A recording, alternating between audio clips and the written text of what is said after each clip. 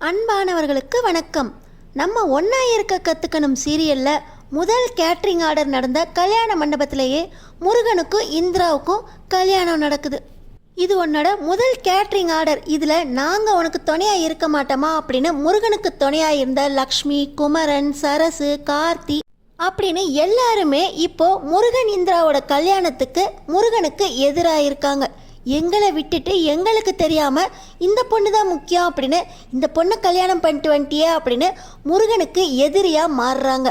சும்மாவே ஒன்றத்துக்கும் ஆகாதவன் இந்த முருகன் அப்படின்னு சொல்லிட்டு சுற்றுற இந்த கந்தசாமி முருகன் இந்திராவை கல்யாணம் பண்ணிட்டு வந்ததை எப்படி ஏற்றுக்குவார்? முருகன் இந்திரா கல்யாணம் எந்த ஒரு இக்கட்டான சூழ்நிலை நடந்துச்சு தெரிஞ்சுக்கிறதுக்கு இந்த வீடியோக்கு ஒரு லைக் போட்டுக்கோங்க. ஸோ பார்த்தீங்கன்னா முதல் கேட்ரிங் ஆர்டர், ஆனால் ஏன்டா இங்கே கொண்டு வந்து எல்லாத்தையும் இறக்கியிருக்கா அப்படின்னு குமரன் கேட்க, அது ஒன்றும் இல்லைண்ணே, காலையில் ஏற்கனவே ஒரு கல்யாணம் இருக்கா, அந்த சர்வீஸ் முடிஞ்சதுக்கப்புறம் தான் நம்மளோட கேட்ரிங் ஆர்டர் இருக்குது, அதனால் எல்லாத்தையும் இங்கே இறக்கி வச்சுருக்கேன், காலையில் எல்லாத்தையும் கொண்டு போயிடுவேண்ணே அப்படின்னு சொல்லி முருகன் சொல்கிறதோடு இல்லாமல் இங்கே கொண்டு வந்து இறக்குனா பூண்டு, வெங்காயம் அப்படின்னு எல்லாத்தையுமே உரிக்கிறதுக்காக உட்காராரு. கந்தசாமி பார்க்குறாரு, ஆனாலும் இதெல்லாம் நீ அங்கே வச்சு செய்ய மாட்டியா, செய் அப்படின்னு சொல்லிட்டு அவர் போயிடுறாரு. இன்னொரு பக்கம் இப்படி தனியாக உட்காந்து அவன் மட்டும் வேலை செஞ்சுட்டு இருக்கானே அப்படின்னு லக்ஷ்மியும் குமரனும் சரசுவை கூட்டிக்கிட்டு வா நம்ம போய் முருகனுக்கு ஹெல்ப் பண்ணலாம் அப்படின்னு கிளம்புறாங்க. ஆனால் கந்தசாமி அவன்தான் தனியாக இருந்து யாரோட உதவியும் இல்லாமல் இந்த ஆர்டரை முடிக்கிறேன்னு சொன்னானே, நீங்கள் எதுக்கு போகிறீங்க, போய் தூங்குங்க அப்படின்னு இவங்கள விரட்டி விட்டுறாரு. இருந்தாலும் லக்ஷ்மி கந்தசாமிக்கு தெரியாமல் வெங்காயம் உரிக்கிறதுக்கு முருகன்கிட்ட வந்து உட்காந்துக்கிறாங்க. குமரனும் சரசுவும் ஒருத்தருக்கு ஒருத்தர் நம்மளும் ஹெல்ப் பண்ணலாம் அப்படின்னு எல்லாரும் தூங்கினதுக்கப்புறம் அவங்களும் வந்துடுறாங்க. இவங்க மட்டும் இல்லை, சரசுவோட 2 குட்டி பிள்ளைங்க இருக்குங்கள்ல, அதுங்களும் சித்தப்பா இப்படி நைட்டு வேலை பார்த்துட்டு இருக்காங்கன்னு நீங்கள் ஹெல்ப் பண்ணணுன்னு வந்தீங்கல்ல, நாங்களும் எங்களால் முடிஞ்சதை ஹெல்ப் பண்ணுறோம் அப்படின்னு அந்த சின்ன சின்ன வாண்டுங்களும் வந்துடுது. கார்த்தியும் நான் சண்முகத்திட்ட கேட்டேன், அவன் படிக்கணுன்ட்டு வரமாட்டேன்னு ஃபேனை திருப்பி வச்சுக்கிட்டான், நான் உனக்கு ஹெல்ப் பண்ணுறேன்னு அப்படின்னு கார்த்தியும் முருகன் கூட உட்காந்து எல்லாரும் நைட்டு உட்காந்து நிறைய 2-3 வாளி நிறையா வெங்காயம் பூண்டு அப்படின்னு பக்கெட்டாக உரிக்கிறாங்க.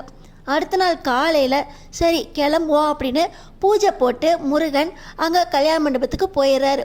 இன்னொரு பக்கம் லக்ஷ்மி என்ன பண்ணுறாங்க, இது ரொம்ப ராசியான கரண்டி அப்படின்னு சொல்லி கந்தசாமி தள்ளுவண்டி வைக்கிறப்போ வாங்கின அந்த கரண்டியை கணேஷ் அண்ணா வச்சு எடுக்க வச்சு அதை அந்த பாட்டியோட ஆசீர்வாதத்தோட கணேஷ் அண்ணா கிட்ட கொடுத்து விடுறாங்க.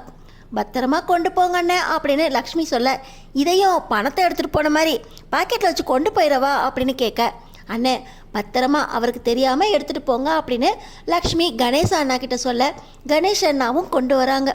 இன்னொரு பக்கம் முருகன் கேட்ரிங் சர்வீஸ் செஞ்சுக்கிட்டு இருக்கும்போது அவியல் மட்டும் நம்மளுக்கு அம்மாவோட கைப்பக்குவம் வரலையா அப்படின்னு சொல்லி அம்மாக்கே ஃபோனை போட்டு எப்படி செய்யணும் அப்படின்னு ஒவ்வொன்றையும் பார்த்து பக்குவமாக நம்மளோட ஃபஸ்ட்டு ஆர்டர் எதுலேயுமே திருப்தி இல்லாமல் எந்த ஐட்டமும் செய்யக்கூடாது அப்படின்னு பக்குவமாக எல்லாத்தையும் செஞ்சு ருசியும் பார்த்துறாரு. எல்லாமே ரொம்ப நல்லாயிருக்கு. கார்த்தி காலேஜுக்கு போகாமல் முருகனுக்கு ஹெல்ப் பண்ணுறதுக்காக வர, நீ படிக்கணும்டா, என்னால் தான் படிக்க முடியாமல் போயிடுச்சு, நீ நல்லா படி அப்படின்னு சொல்லி கார்த்தியை அவர் காலேஜுக்கு அமுச்சு வச்சிடறாரு. கடைசி நேரத்தில் பார்த்தீங்கன்னா சமையல்லாம் நல்லபடியாக முடிஞ்சிருது. ஆனால் வந்தவங்களுக்கு பரிமாறணுமே, அதுக்கு வர வேண்டிய அந்த பரிமாறுற ஆட்கள் எல்லாமே டிராஃபிக்கில் மாட்டிக்கிறாங்களாம். இன்னும் போனால் வரதுக்கு 2 மணி நேரம் ஆகும் அப்படின்னு முருகனுக்கு தகவல் சொல்கிறாங்க. முருகனுக்கு தலையில் இடியே விழுந்த மாதிரி இருக்குது. இப்படி எல்லாத்தையும் செஞ்சு வச்சுட்டு கடைசி நேரத்தில் பரிமாறுறக்கு ஆள் இல்லைன்னா ரொம்ப கஷ்டமாக போயிருமே அப்படின்னு சொல்லி அவர் ரொம்ப வருத்தப்படுறாரு. வேறு யாராவது நீங்களே செய்கிறீங்களா அப்படின்னு கேட்டால், இல்லைப்பா எங்களுக்கு வேறு இடத்துல ஆர்டர் வந்திருக்கு, இங்கே சமையலை முடிச்சுட்டு அங்கே போகணுமே அப்படின்னு இவங்களும் சமையல் செஞ்சவங்களும் சொல்லிடுறாங்க.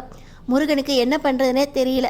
சரி நமக்கு ஆர்டர் கொடுத்தவர்கிட்ட போய் கேட்டு பார்ப்போம் அப்படின்னு போய் சர்வீஸ் பண்ண வந்தவங்க டிராஃபிக்கில் மாட்டிக்கிட்டாங்களாம் அப்படின்னு சொல்ல, ஒரு 1/2 மணி நேரம் 1/4 மணி நேரம் லேட் ஆகுமா, பரவாயில்லப்பா அப்படின்னு சொல்கிறாரு. இல்லைண்ணே அவங்க வர்றதுக்கு 2 மணி நேரம் ஆகுமா அப்படின்னு சொல்ல, என்னப்பா கடைசி நேரத்தில் வந்து இப்படி பண்ணுறீங்களே, உங்களுக்கு ஆர்டர் கொடுக்கறதே தப்பாக போச்சே அப்படின்னு அவர் யோசிக்கிறாரு. கண்டிப்பாக இதில் தப்பே நடக்க விடமாட்டேன்னு, ஆர்டருக்கு காசு கொடுத்துட்றேன்னு, எவ்வளோ செலவானாலும் பரவாயில்ல அப்படின்னு அங்கே முருகன் சொல்ல, இன்னொரு பக்கம் பார்த்திங்கன்னா இந்திரா அவங்க ஃப்ரெண்ட்ஸ் கேங்கோட சாப்பாட்டுக்கு வழி இல்லாமல் காசுக்கு என்ன பண்ணுறது அப்படின்னு யோசிச்சுக்கிட்டு இருக்காங்க. ஏற்கனவே நம்ம முருகனோட லக்ஷ்மி மெஸ்ஸுகளை வந்து காசுக்கு என்ன பண்ணுறது அப்படின்னு சரசுவை ஏமாற்ற பார்த்தாங்க. கடைசியில் 3 கிலோ சின்ன வெங்காயம் உரிச்சிட்டு போனாங்க. இப்போ ஏதாவது வேலை கிடைச்சா வேலை செஞ்சு சாப்பிட்றதுக்கு வழி கிடைக்குமா அப்படின்னு யோசிச்சுக்கிட்டு இருக்கும்போது தான் இந்த ஆர்டர் கொடுத்த அந்த கேட்ரிங் சர்வீஸ்காரரு இந்திராவுக்கு கால் பண்ணி, நீ பார்ட் டைமாக வேலை பார்க்குற பொண்ணு தானே, இன்னைக்கு காலேஜ் லீவாக இருந்தால் சர்வ் பண்ணுறதுக்கு வரியாமா, இங்கே ஒரு கேட்ரிங் சர்வீஸ்காரங்களுக்கு சர்வீஸ் பண்ணுறதுக்கு ஆள் இல்லை அப்படின்னு கேட்குறாரு. இந்திராவுக்கு ரொம்ப சந்தோஷம். நாங்கள் அங்கே வந்துடுறோம், சர்வ் பண்ணிவிட்டு அங்கேயே சாப்பிட்டுட்டு எங்களுக்கு கூலியை கொடுத்துருங்க அப்படின்னு கேட்க, சந்தோஷமாக வாங்க அப்படின்னு சொல்ல இந்திராவும் அவங்க ஃப்ரெண்ட்ஸோட முருகனோட இந்த கேட்ரிங் சர்வீஸுக்கு வந்துடுறாங்க. வந்தோடனே இந்திராவை பார்த்தா முருகனுக்கு கோவம், முருகனை பார்த்தா இந்திராவுக்கு கோவம். ஏதோ தெரியாமல் 2 வண்டி மோதிருச்சுன்னு உனக்கு ஹெல்ப் பண்ணி அந்த வண்டியை சர்வீஸ் பண்ணி கொடுத்து உன் வண்டியை நல்லபடியாக ரிப்பேர் பண்ணி கொடுத்தா, நீ அந்த வண்டியை ரிப்பேர் பண்ணுறதுக்கு காசு கொடுக்காம 1000 ரூபா என் தலையிலே மொட்டை அடிச்சிட்டில, ஒரு லிஃப்ட்டு கூட கொடுக்காம அதுக்கும் ரேப்பிடோ மூலமாக காசு வாங்கினவ தானே நீ எப்படி இங்கே அப்படின்னு முருகனுக்கு கோவம் வருது. இன்னொரு பக்கம் என் ஃப்ரெண்ட்ஸு தெரியாதனமாக சாப்பிட்ற வந்தவங்கள நீ சாப்பாடுக்கு 3 கிலோ வெங்காயம் உரிக்க வச்சு அழுவ வச்சு தான் நான் அனுப்பினேன், உனக்கு எதுக்குடா நான் செய்யணும் அப்படின்னு சொல்லி இந்திராவோட கேங்கும் ஒருத்தருக்கு ஒருத்தர் உதவி செய்ய மறுக்கிறாங்க. ஆனால் இந்த கேட்ரிங் சர்வீஸ்காரரு, உங்களுக்கு இப்போ அவசரம், கண்டிப்பாக இந்த பொண்ணுங்களால தான் ஹெல்ப் பண்ண முடியும், மண்டபத்துக்கே வந்துட்டாங்க, அங்கவும் பரிமாறுறதுக்கு ஆள் தேவைப்படுது, எல்லாரும் பந்தியில் வந்து உட்காந்துட்டாங்க, இந்த நேரத்தில் கோவத்தை காட்டாதீங்கப்பா, இந்திராமா போமா போய் சாப்பாடெலாம் பரிமாறு அப்படின்னு சொல்ல, முருகனோ வேண்டா வெறுப்பா, சரி சரி உனக்கு கூலியை நான் கொடுக்குறேன் போய் பரிமாறு அப்படின்னு இவர் இந்திராவுக்கு சொல்ல, இந்திராவும் நல்லபடியாக பரிமாறுறாங்க. அங்கே வந்தவங்களுக்கு சாப்பாடு கூட குறையனாலும் அவங்களே அதுக்கேற்றாப்புல சின்ன பசங்களுக்கு இவ்வளோ பெரியவங்களுக்கு இவ்வளோ பரிமாறணும் அப்படின்னு பார்த்து பார்த்து பரிமாறதை பார்த்து, பரவாயில்லையே இந்த பொண்ணு நம்ம மேலே கோவம் இருந்தாலும் அந்த வேலையை சுத்தமாக செய்யுதே அப்படின்னு இவருக்கு இந்திரா மேலே ஒரு மதிப்பு வருது. அது மட்டும் இல்லாமல் இந்திரா படிக்கிற பொண்ணு, படிக்கிறதுக்கான செலவை தானே சம்பாரித்து படிக்குது, குடும்பத்தையும் தானே பார்த்துக்கிறதா சொல்லிக்கிட்டு இருந்துச்சு. இப்படி அவசரத்தில் பார்ட் டைமாக இவ்வளோ வேலை பார்க்குது, எப்படி இந்த பொண்ணு படிக்குதா அப்படின்னு இந்திரா மேலே மரியாதை வருது. இன்னொரு பக்கம் வந்தவங்க எல்லாமே சாப்பாடு ரொம்ப நல்லா இருக்கா அப்படின்னு பாராட்டுறதை பார்த்தோன்னே இந்திராவுக்கு முருகன் மேலே ஒரு மதிப்பு வருது. லக்ஷ்மி மெஸ்ஸே அவங்களோட தான், அங்கேயும் சாப்பாடு ரொம்ப நல்லா இருந்துச்சு, நம்ம ஃப்ரெண்ட்ஸ் எல்லாம் ரொம்ப நல்லா இருக்கா அப்படின்னு 1க்கு 3 தோசையாக சாப்பிட்டாங்க, இங்கேயும் வந்தவங்களாம் சாப்பாடு ரொம்ப நல்லா இருக்கா அப்படின்னு பாராட்டினாங்க. இவ்வளோ கைப்பக்கம் வச்சுருக்காரு, இவரை போய் நம்ம ஏமாற்றிட்டோமே அப்படின்னு இந்திராவுக்கும் முருகன் மேலே மரியாதை வருது. 2 பேரும் இந்த இடத்துலேருந்து உங்களுக்கு தேவைன்னா கண்டிப்பாக எங்களை கூப்பிடுங்க, என் ஃப்ரெண்ட்ஸோடு வந்து நாங்கள் ஹெல்ப் பண்ணுறோம், ஆனால் பார்ட் டைம் ஜாப் தான் காசு கொடுத்துடணும் அப்படின்னு முருகன்கிட்ட டீல் பேசுகிறாங்க. இன்னொரு பக்கம் முருகனும், கண்டிப்பாக எங்களுக்கு வேலைக்கு ஆட்கள் தேவை, இப்படி பக்கத்துலேயே கூப்பிட்ற நேரத்தில் வந்தீங்கன்னா எங்களுக்கும் ஒத்தாசையாக இருக்கும் அப்படின்னு சொல்லி முருகனுக்கும் இந்திரா மேலே மதிப்பு வருது. இந்த நேரத்தில் தான் முருகனுக்கும் இந்திராவுக்கும் ஒரு இக்கட்டான சூழ்நிலை வருது. 2 பேரும் கல்யாணம் பண்ணாதான் அந்த காசு சம்பந்தமான இக்கட்டான சூழ்நிலையை சமாளிக்க முடியுங்கிற சூழ்நிலை வருது. காசுக்காக இந்திரா முருகனை கல்யாணம் பண்ணுறதுக்கு ஒத்துக்கிறாங்க. முருகனும் வேறு வழி இல்லாமல் இந்திராவை கல்யாணம் பண்ணுறாங்க.